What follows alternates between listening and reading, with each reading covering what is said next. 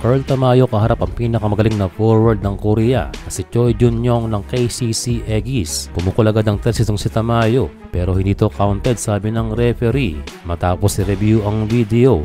Pero bumawi sa next play, kitang-kita ang burst ng speed nitong si Carl against Choi Jun-yong. Totoo nga ang sinabi ni Tamayo na siya ay komportable sa paglalaro ng power forward.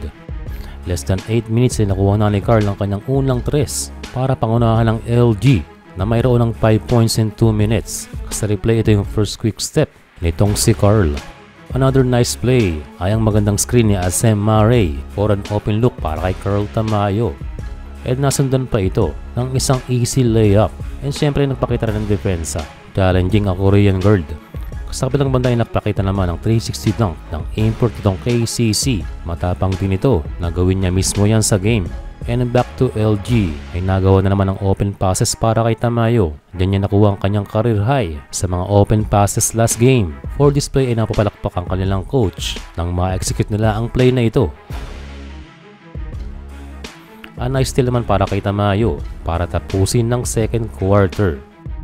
Sa pagpasok ng second half ay na-maintain ni Carl ang kanyang aggressiveness. Kung siya na nga nagdala ng bola sa play na ito, kitang-kitang ito ay nakapag-adjust na sa kanyang role sa team. Sa less than 5 minutes ng tres ay nakuha na ni Tamayo ang kanyang unang puntos sa second half. And salamat muli kay Asem Murray sa kanyang bulldozer screen.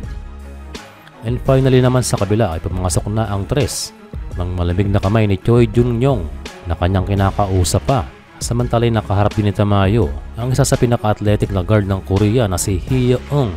Nakailang replay yan. Hindi lahat ng mga Koreano ay ganyan mag-dribble.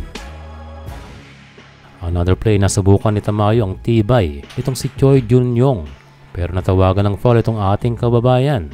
Pero di makapaniwala itong si Tamayo at kitang-kita sa kanyang muka. A nice steal from Tamayo pero pansamantalang natigil ang laban dahil natamaan niya ang shot clock. Sa pagkakataong ito ay makikita na alam ni Tamayo kung ano nga ba ang play ng team.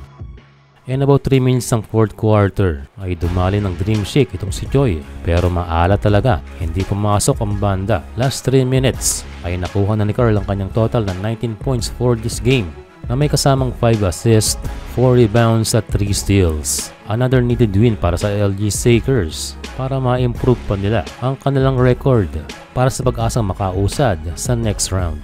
Final score is 74-52 and magandang makita na dahan-dahan ang nagagamay ni Carl Tamayo ang liga ng Korea. At hindi na rin tayo magugulat na posibleng simunod itong si Kevin Kiambao sa ligang ito at makasama ang kanyang teammate simula noon pa.